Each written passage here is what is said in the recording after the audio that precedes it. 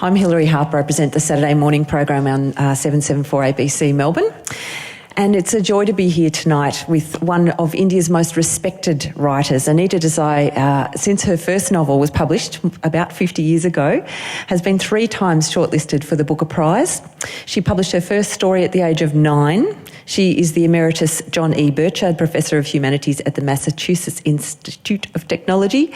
And her latest work is a collection of shorter pieces called The Artist of Disappearance. And Anita will be signing copies of this book afterwards. I'll just show you because it's very beautiful as well as beautifully written. Light too, fits in a handbag. So after we've spoken and you've asked your questions of Anita, you can pick up a copy outside and get it signed. And Anita was telling me before that she's always amazed that people come along to hear her speak, which amazed me. Anita, welcome to Melbourne. Thank you so much. It's wonderful to be here. I was looking at the cover of The Artist of Disappearance and it says, India, where history still casts a long shadow. And I thought, would history play a greater part in your works if they were set somewhere else, or is that just a bit of hyperbole on the part of the publishers? Well, I'm not sure what they mean by history, by great events or simply by the passing of time. Because it does seem to me that in India one's more aware than in most countries of the West of how much time has passed, the weight of time upon one. It lies all around one, one's aware of it in a way one isn't in the West, where people are hurrying into the future. And do people assume that images or meanings in your books somehow represent India rather than being stories contained in themselves? No, I don't think they think of them as representative, fortunately, no. Because they are really scattered over many places and at different times. And it's not that everybody relates to those particular moments in time. There's a beautiful image in one of the works in The Artist of Disappearance called The Museum of Final Journeys, where there's an elephant who's mouldering along with an estate that's trying to support it. And it's an amazing image. It kind of evokes the weight of everything that needs to be done but is somehow too much to contemplate or achieve. How did you come by that image? I really have no idea. I came upon it. I rounded the corner and there it was. But the strange thing is about that story, if it's strange at all, is the idea of it occurred to me not in India at all, but in Venice, where I went to see the Museum of Oriental Arts and was told it was a collection put together by a wealthy young Venetian who traveled in the Orient and brought back all this huge collection. And his family didn't know what to do with it and had housed it in their palazzo and evidently had to move out themselves to make space for it. So walking down those stairs in that palazzo, I thought, this story just fits into the Indian scene. But I didn't write it immediately. I waited a long while, several years, and then it seemed time to address it at last. And then I literally just rounded that wall and was startled to find the elephant standing there. And it feels in a way as if a lot of your stories take some time to infuse and percolate. Is that the case? Oh, yes. I never sit down and write one immediately. It takes years and years before I feel ready to write it. What's involved in that readiness? What are you waiting for? It does have to gain some weight in my mind too, and it starts off as something so minute you could really forget it or ignore it for a long time. I like to think of it as just a little seed that's fallen into the ground, and it's nothing, but you have to wait till it grows and is ready to appear above ground. And usually I write little notes in a notebook, and they're scattered all over the place, have to do with many different things. And then I noticed that a lot of them are beginning to adhere to each other, coalesce. So they seem to belong to each other, and then they gain the substance and weight of a story, a book. Your first language was German, and you later spoke Hindi and Urdu and Bengali and English outside the house. What gifts does each of your languages bring? Do they inflect your writing, all of them? Well, as a young woman growing up with these languages in my own home, of course I was totally unconscious of of them. They were just the family language, that's all, and the language that belonged to my life at that time. But I suppose it's a matter of growing older that you begin to be very conscious of why you selected one language or the other.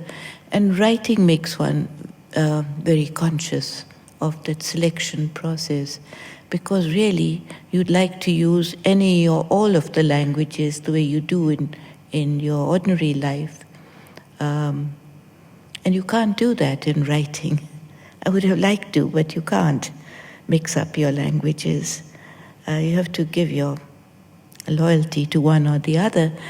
But it's been difficult in that when I've been writing in English, which is what I was taught at school, a mission school in India, I was always conscious of the other languages that I was hearing, that I was listening to, that I wanted to use and put on paper.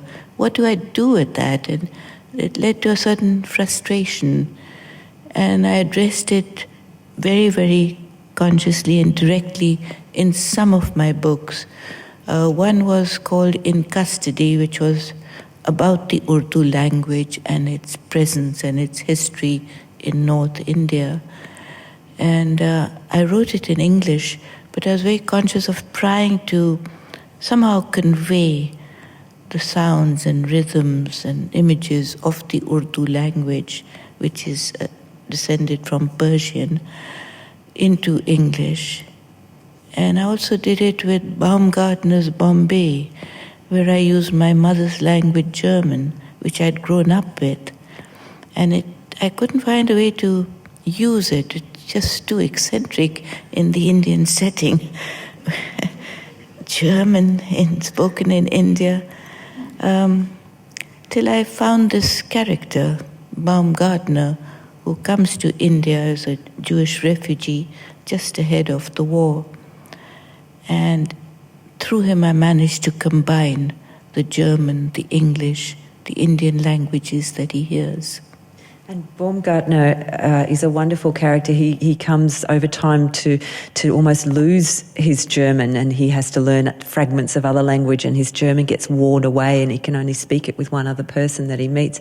And there are a couple of characters, Prema, the translator in one of the works in The Artist of Disappearance, and Devon in Custody, who all yearn for the languages that were their first language of childhood.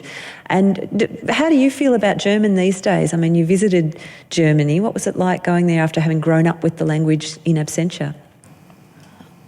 Oh, now it's almost forgotten. I never get the opportunity to use it at all. I visited Germany very briefly. I've never really lived there.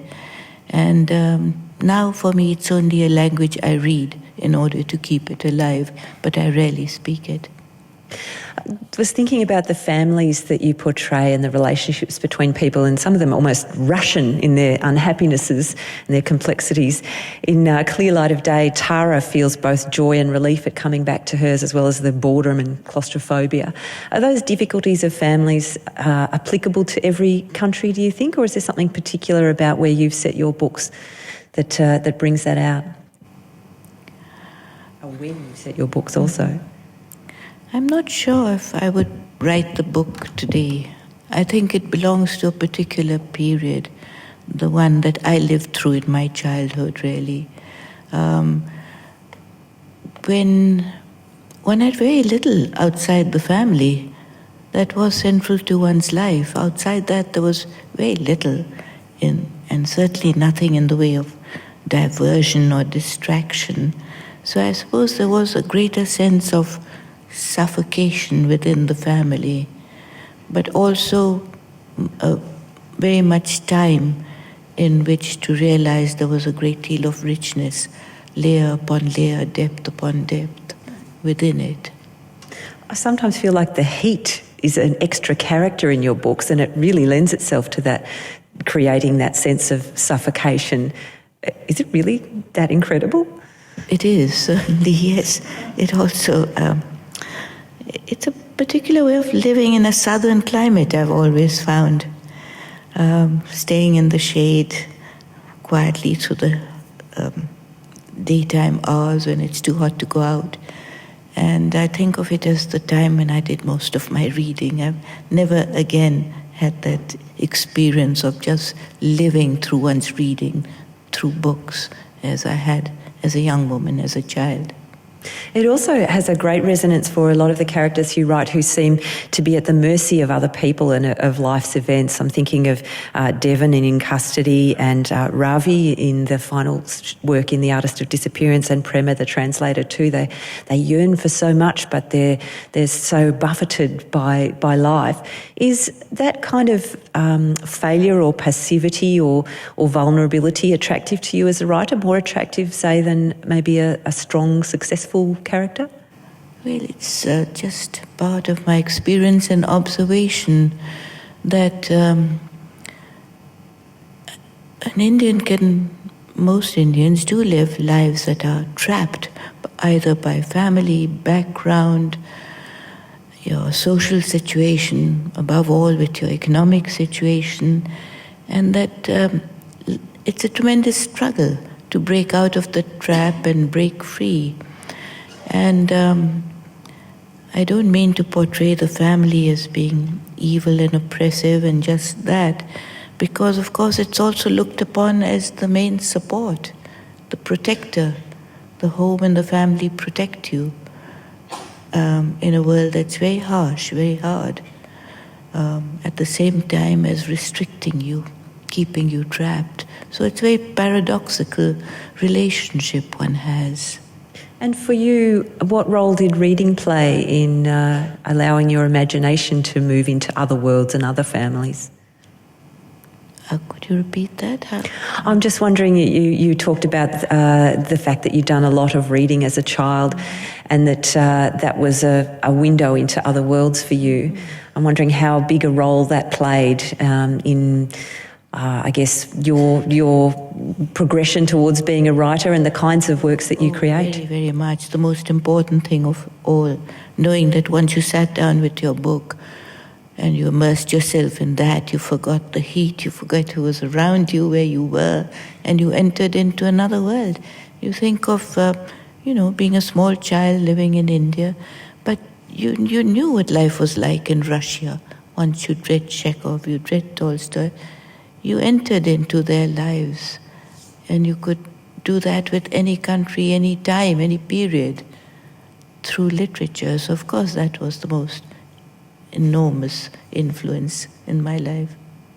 There's a beautiful line in The Clear Light of Day where you say that Bim and Raja, the brother and sister, fell upon English poetry as if it were the missing element in their lives. How did you come to English, the poetry in English and the writing in English that you loved as a child? Did it sneak up on you or did it announce itself as important? Partly it announced itself as important, but also I was happy to go along with that stream. I can think of my father, who was raised in a small East Bengal village. To the end of his life, he loved quoting from Browning and, the writers of his youth. It meant so much to us. There's a fantastic story that I read that you told once about your father's early life in East Bengal, about the servant that would bash through the jungle saying, "In the name of Queen Victoria, make way for the mail." Yes. I long to see that in a book. But it is a wonderful image. But the impression I got in that interview was that you were saying that the time for stories around images like that has passed, and that India and Indian writers and writers generally need to look at India in a different way. I think they do. I'm not even referred to the kind of writing that's done now or the life of writers in India now. The Indian presence is now so much more immediate, so much more, strident, that they can't ignore it. They have to face it. They can't withdraw and write the kind of stuff that I've written, they have to really face it and deal with it, and it's reflected in the writing that's being done now. But do you think of your writing as withdrawing from life's great events, because it does tackle a lot of them? It just refracts them through families and individuals.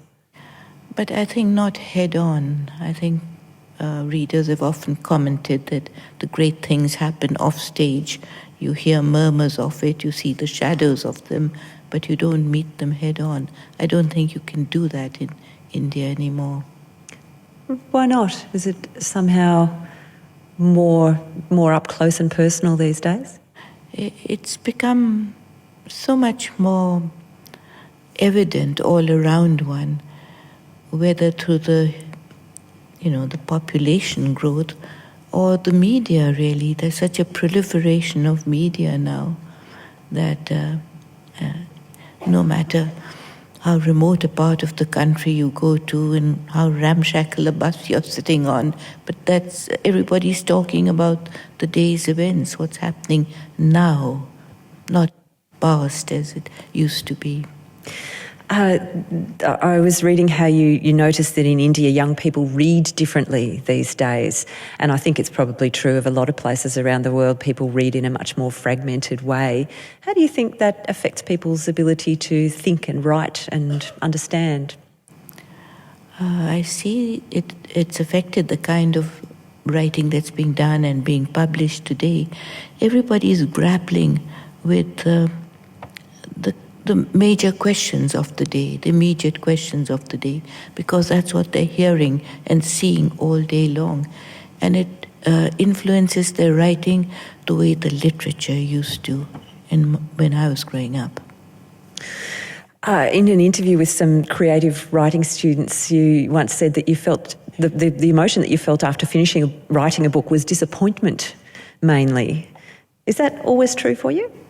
Could you explain that? Well, this is some time ago. I was digging up old interviews, and you see, it's quite possible that there was a problem with the transcription of this interview. So what was written was that you'd said that when you finished writing a book, you felt disappointment because it wasn't what you'd hoped for. Is that how you feel? That is absolutely true, and I still feel that way. Once you give yourself to a story, start writing, it really has its own power. It carries you along with it, and sometimes in directions you hadn't expected, and it leads you on where you didn't plan to go.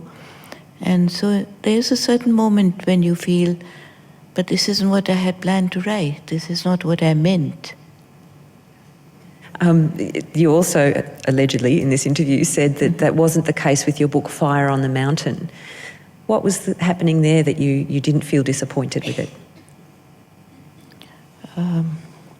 There I think I have been misquoted. Because we'll move on. I felt that was the first book I wrote which was exactly what I had meant to write. Quite the opposite of how it was quoted. The other books had sort of got away from me. But that was the first book I wrote, and it was quite small, like this most recent one, that I felt I had got exactly what I meant to say on paper. Will you ever write a book, do you think, that you immediately feel satisfied after finishing, and what will that mean? Do you mean, have I written such a book? Or what would happen if you did write such a book? Write such a book? I wonder if I would stop writing. I hope not then. What effect did the success of your books have on your writing, or even your approach to writing? Because sometimes writers talk about that success actually breeds a nervousness in them, that it's all going to fall apart, or that it will change the way people approach reading their books. I've not had that kind of success. I think this audience argues against that. I know you've just come from the Auckland Writers' Festival and you're going to the Sydney Writers' Festival too. There it are was obviously nothing many ever readers. like the success that a writer can have today, when you can win huge prizes, make lots of money, and have your futures assured. It's never been that way for me. I was wondering too if your older books continue to have a life for you. Do you think about them and the characters in them, or just when you're asked to chat about them at festivals?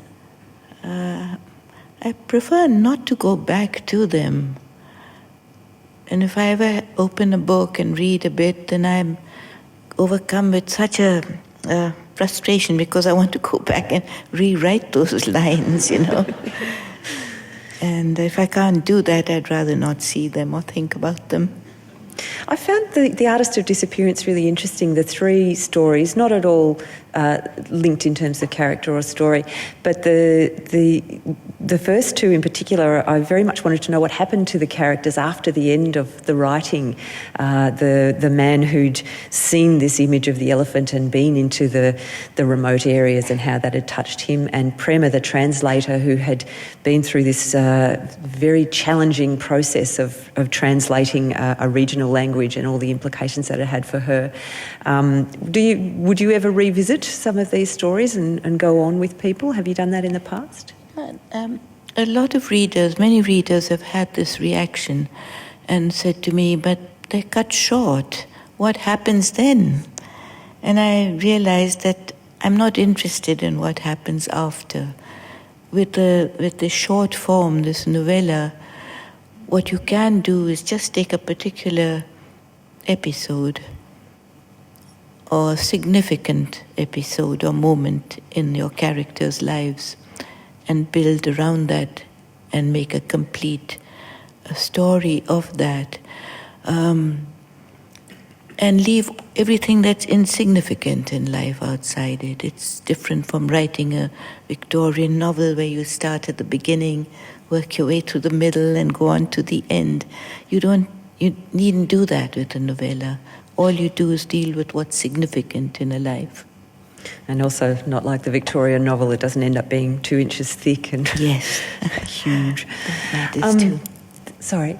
The third story in The Artist of Disappearance with the character Ravi, who's very battered by life's events, that seemed different to me in that at the end I felt there'd been a certain resolve and he had found a place where he could be himself.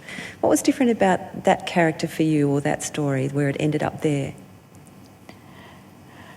Well, I started writing about a character. I've often written about such a character before, who goes against the current of life, who doesn't want to go along with that current, and steps out of it. He's not in himself a very strong character.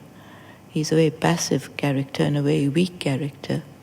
Therefore, when his way of life is threatened, actually he retreats and runs and hides. And there's a couple of characters like that too. Baba in Clear Light of Day seems a little like that. He's a passive resistor. Yes, it seems to me that life is made up of people who are forceful, powerful, can tackle life and move on, and those who feel a sense of ineptness, who are not able to meet this challenge. I think all the characters in this little book are characters who cannot meet the challenge. So how do you deal with that? With that failure? And I noticed too in a lot of your books you write patriarchs very well, both in America and in India and in other places. I'm thinking of Fasting Feasting, where there are parallel stories set in the States and in India. Wondering, it's this air of despotism and of not being able to see where things are wrong, let alone not wanting to change it. Do you see these characters as being produced more by their environments and histories, or just being individuals in themselves with this despotism? I see them as individuals in themselves. I think that's the only way a novelist can operate, to see them as individuals. And then I stand back and look at them and think, but people are going to take them as representative patriarchs. It wasn't the intention. It must be quite difficult being an Indian writer and navigating those kind of assumptions, I guess, that people might bring to your books. What is she saying about India? Mm-hmm. What is she saying about Indian men or Indian women? How do you deal with that? I do think that's very unfortunate for the writer when your readers think, well, you're presenting them a general portrait of India, of Indians. That's not how I see them, of course. If I saw them like that, I wouldn't be a novelist. I would have to choose some other way of expression. And I would rather the readers didn't either, that they were able to just give themselves to the story element. There is also an interesting tension between independence and loneliness in some of your characters, particularly some of the female characters. And is that another element of that, where people go, aha, Indian women, Anita Desai says this? It definitely is. I should think that's... actually, I'm not sure if all women are aware of this, but certainly as a writer one is. That there is the private self and there is the public self. And how do you cross from one to the other without damaging, harming one or the other? How do you make a harmonious whole? I really haven't got the answer to it, but that's the kind of paradox that interests me, intrigues me. And you've raised 4 children, you've got a family, and you've had to navigate that passage of being a writer as well as having a family. How did that work for you? Was there a separation necessary there? Well, in practical terms, yes, but when I look back on it, I think I was immensely fortunate because having to bring up 4 children, I didn't have to go out to work. I was working at home.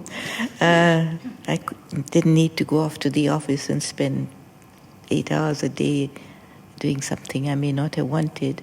I could stay home. And I managed to write whenever they were asleep or when they went to school. I knew I had 2 hours or 3 hours to myself to work in.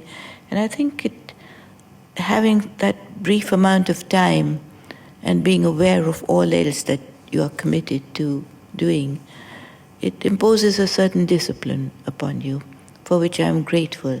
And I don't have that anymore. The children are grown up. I have much more time to myself. And actually, I write much less. So does there need to be a grandchild inserted into the household to crack the whip in that sense? Perhaps not.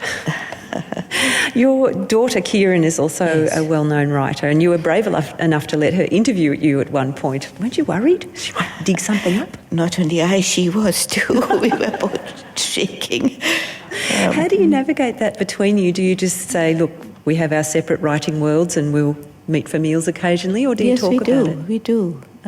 She spends most of her time with me, and she has a room at the top of the house. I have one downstairs, and we don't breakfast together. We don't see each other in the mornings. Both of us work in much the same way. We turn off telephones. We don't go out, don't have visitors. But at some point in the day, she comes downstairs. We go into the kitchen and cook, and we go for walks, and then we talk a little bit about our day. Not necessarily about the writing. Sometimes, yes. Mostly about our reading, actually. But it's a wonderful feeling for me to have a companion in the house who understands perfectly what I need, and I understand what she needs. So that makes for a wonderful companionship. Will you ever set a novel in New York State where you live, do you think? Did I? Will you ever set a novel where you live now as opposed to the settings that you've used in India? It doesn't seem so. I don't seem able to do that, really. I seem to somehow manage to ignore everything that's around me and always withdraw into another private world. And fasting, feasting was the only attempt I made to write about the American world, and I decided I just couldn't. It must be very difficult writing about immense Indian heat when you're living through a New York State winter, for example. Very strange. I think a lot of the characters in your different books seem to be looking for somewhere where they can be themselves and where they belong. And I know you've accumulated a lot of addresses in your life, Anita. Is there somewhere that spoke to you as somewhere where you could feel that you were yourself? Yes. It, strangely enough, unexpectedly enough, it happens to be in Mexico. When I first went to Mexico, I thought, this is a country which, I understand. They understand me, I understand them. I feel utterly familiar and at home there. Perhaps because it's another very ancient country, like India. You know, you have a feeling that every stone here, every stick here, has a history, has a past, which I recognize from India. And I feel very comfortable living there. And also, I can set up a way of life of which I knew in India. I can set up a replica of that in Mexico, which I've never been able to do in the United States. In what way a replica? Is it just it's warm and you can rest in the middle of the day? That's partly it. You can sit on your veranda in the shade and write. But also that sense one has of life going on all around you, the hum, the buzz of life, without it being intrusive, without it swamping you as it would in, say, if I lived in New York City, or even in Boston, you know. But I'm aware of all that hum, that buzz of everyday life, and it's like the life in India, and it doesn't intrude upon me. And it's interesting that the works in The Artist of Disappearance were in part written in Mexico. I guess it's got quite a rich colonial history as well, and post-colonial history. Did that resonate with you? Yes, it does, of course. I've been reading a great deal of Mexican history and its Spanish past, and the revolution, and it all echoes a great deal of what we know from India. What was it like receiving your India Abroad Lifetime Achievement Award, and from Salman Rushdie too? Oh, well, I thought that was overwhelming, but was very sweet because there were so many friends around who made it a celebration. People like Salman, whom I've known for, I don't know, must be 30 years now. Yes, exactly 30 years, I think. So it was a lovely occasion. You've said in other contexts that you grew up without reading any Indian writers. It was difficult to read Indian writers then. What's it like these days? Obviously there are Indian writers that you are friends with now. It's been an extraordinary change, so I'm glad you brought that up, because when I was a young student, say in the 50s, we were given the English writers to read in school. Certainly we never read any Indian writer, and I was aware that there were some Indian writers writing in English, but really you could count them on the fingers of one hand. There was this great triumvirate of R.K. Narayan, you might know, Raja Rao, Mulk Rajanand, Atiya Hussain, but really hardly any. And I was interested in their work, but was just not enough. And they were very isolated. There was no community. Everyone lived in a different part of India, had different languages in their background too, not the same languages as I had. So we were very scattered and didn't form a community. And I think that did change in the 80s, as late as the 80s. When I was growing up and writing in the beginning, I couldn't even find a publisher in India. Publishers weren't interested in Indian writers. They wanted to reprint popular writers from the West and textbooks, but they certainly weren't looking for new, unknown Indian writers. Someone as great a writer as R.K. Narayan had to publish his own books, and he set up his own press. And he only got recognition after Graham Greene, I believe, picked up these little books and recommended them and started talking about them. So it was a very bleak scene. I had to send all my manuscripts to England to find a publisher there. And it really changed with the success that Salman Rushdie had in 1980 with Midnight's Children, which was an instant international success. And it made publishers also sit up and think, well, maybe there are other writers around whom we could publish to similar advantage. And then they started looking around and finding, yes, indeed, there were many writers. And Vikram Seth, I would mention, he was another great, great success. And now there are so many Indian publishers and so many international publishers, American and British publishers setting up in India too. So it's a completely changed scene, which is wonderful. Is there a loss involved too, though, with a greater concentration of books published in English and a loss of some of those other language and traditions? Yes, everybody does want to publish in English, certainly. And you can write a bestseller in some of the Indian languages. There are bestsellers in, say, Bengali and Marathi, but not in all the languages. Some have a more literary culture and others have a more oral tradition. So that makes a difference. And yes, the English language, far from fading out and disappearing as it was supposed to do, has actually become embedded in Indian life, is more important than ever. It's fascinating to me that you say that people have reported back to you that these great events happen off stage in your books, because the way you look at the role of language in historical events strikes me as extremely pertinent. In Custody, the role of Urdu, and in The Translator Translated, the way the regional languages and more, what's the word? Languages with a greater currency are in a conflict or relationship.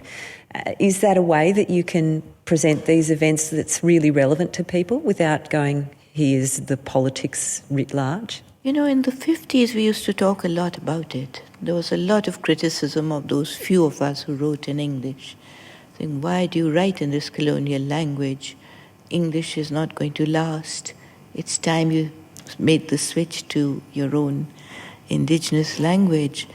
And we had to constantly defend ourselves in public and question ourselves in private too, wondering, are you doing the right thing? This language doesn't mean much to most people. Why are you writing in it? But now it's taken for granted. I think people have stopped questioning. It's no longer such a subject for debate or controversy. People seem to be taking it all in their stride rather than giving it any thought. And does that mean that writing in general is more widely available to different classes of people in India, or that English is still read by people who always read English? Well, English is the one language which is read and studied in all the states of India. The other languages, of course, are restricted to the one state. They don't reach out to the rest of India. So, of course, they have a smaller reading public.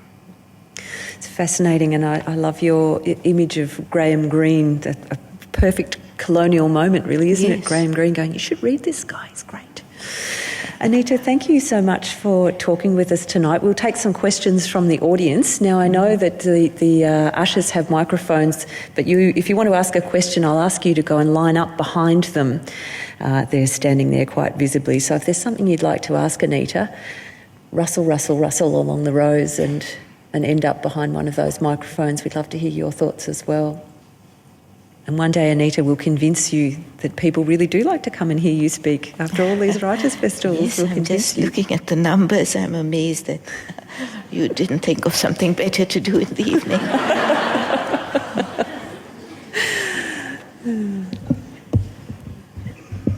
Any questions? I'll ask one. I'm wondering if you, growing up, did you feel like an outsider in India? I know you live outside India now, but then did you feel like you belonged? Then I felt more or less as I belonged. Certainly as a child, I'd never questioned it, because I had a very remarkable mother. She never questioned it. She never gave us the thought that actually we partly belonged to another country far away. We never visited Germany in my childhood, so it just didn't exist really. It was only in retrospect that I thought actually my family was rather unusual. It wasn't the kind of family that our neighborhood was made up of. And now, do you feel like you belong to India, though you don't live there? Less and less so. I go back all the time, but a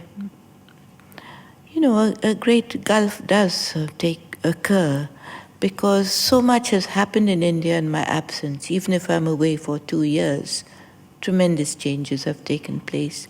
And when I go back and they're being discussed, and I realize I didn't participate in that, I really don't know what it was like. I listen, but I can't participate anymore. And also, tremendous changes have taken place. I don't think the younger generation is growing up anything like mine. They have completely different lives and interests. And I feel now that I belong to a certain time rather than a certain place. And do you need that distance to make the works that you do? I need to keep in touch. I couldn't lose touch. Luckily, I can do that. And I understand that there's family still there too, which is very handy for visiting. So if anyone's got a question, I think we do have a question over here. Yes, or over there. Hello, Anita. You did just answer one of my questions, which is, if you went back to India now, would you feel like you belonged? But the other one was, you spoke briefly about writers today. They'd write about different things, contemporary Indian writers. So what do you think they should be writing about? What kind of topics or settings? Could you repeat that for me? Topics. What kind of topics do you think contemporary Indian writers should be writing about? Is that the gist? Oh, I think they are addressing topics of great interest now, like this enormous economic disparity that we still have in India, but are no longer so passively accepted as they once were.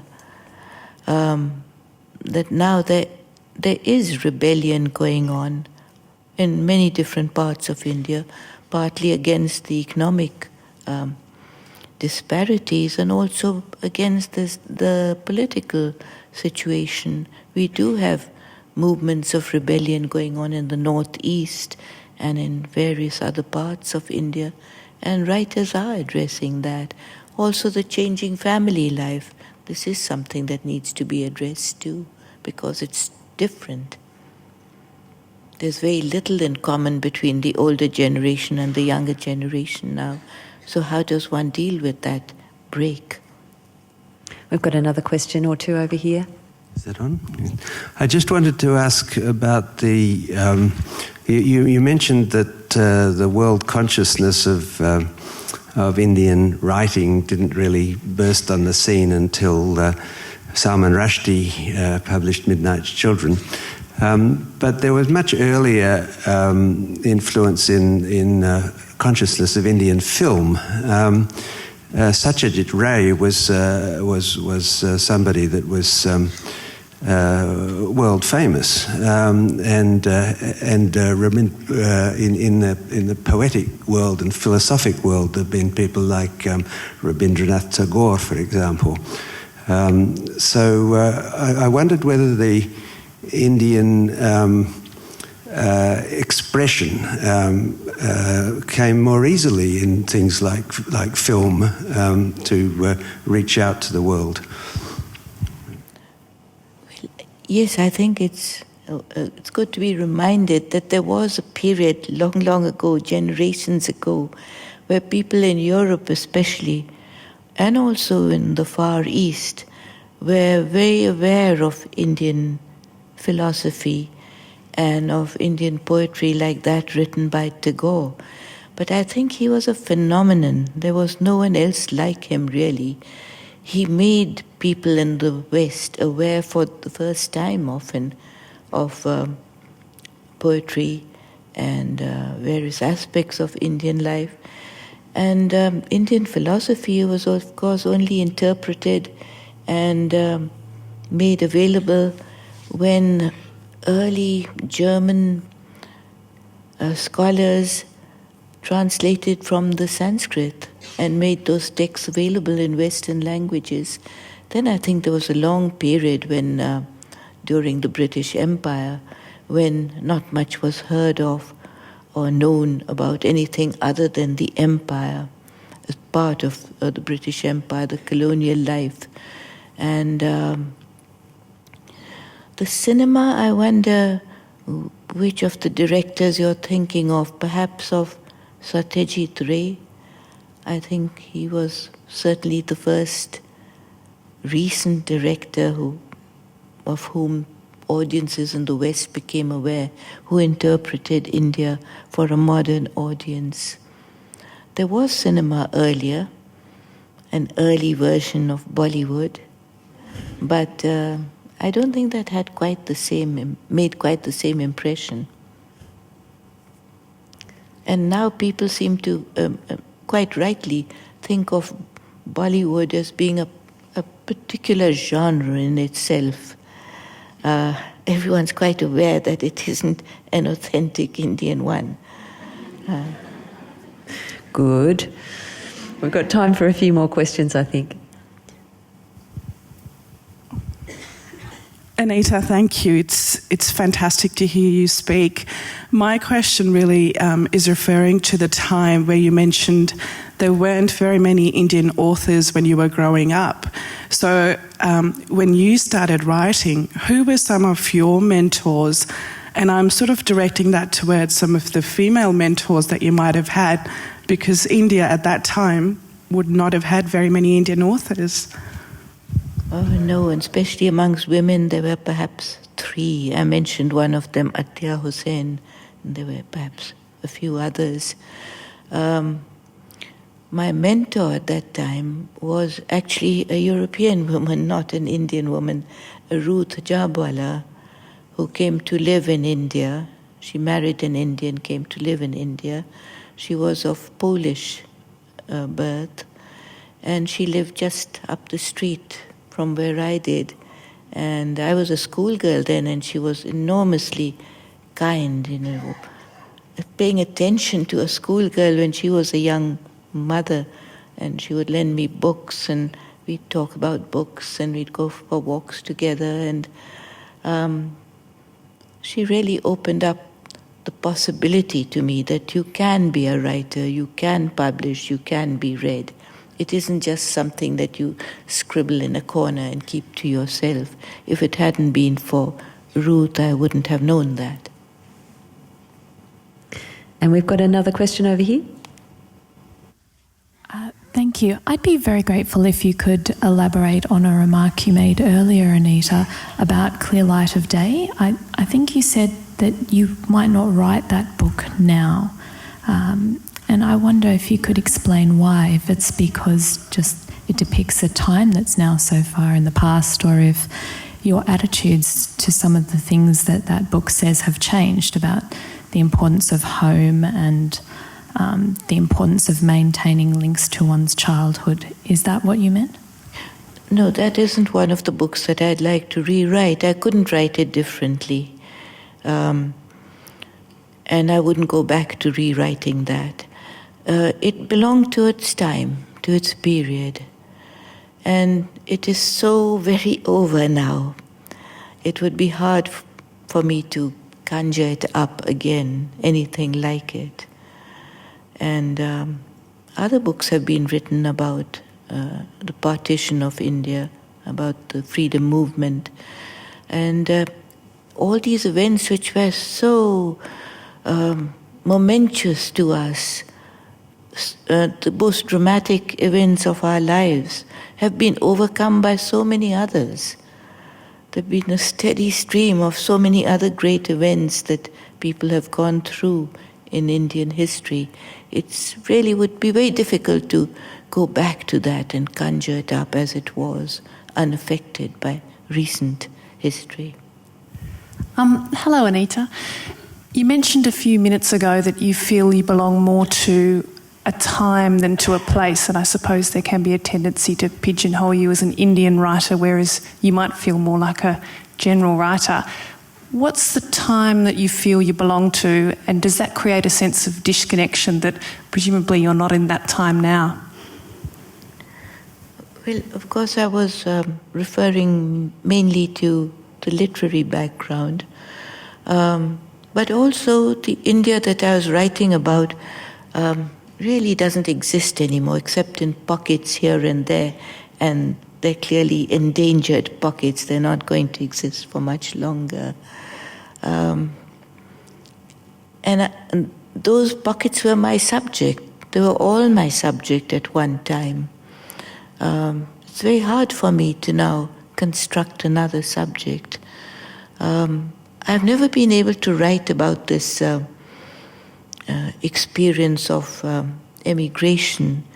There's such a large body of work today, written especially by Indian women living in England and in the States also, writing about that experience of migration or of having grown up in the West with India only as a distant memory or just a rumor. It's never been my subject. I've never been able to put myself into that place. Anita, thank you. I wasn't going to bring this up, but you're so incredibly modest that I had to share this story with you. I grew up in India, and you were on my grade 3 reading list. A village by the sea.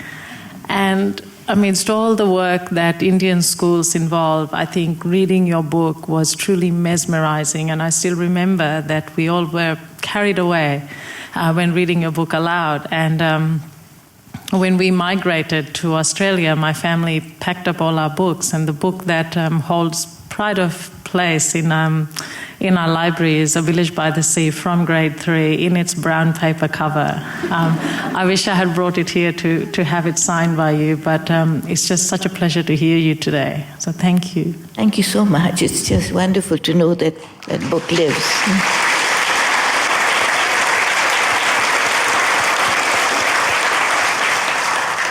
I'll add my thanks to that chorus, Anita. It's been a pleasure to chat to you, and you'll be signing books out the front, I understand, for some considerable time. So if you'd like to purchase a book and have it signed, you can do so. Please thank Anita for coming tonight. Thank you. Thank you so much.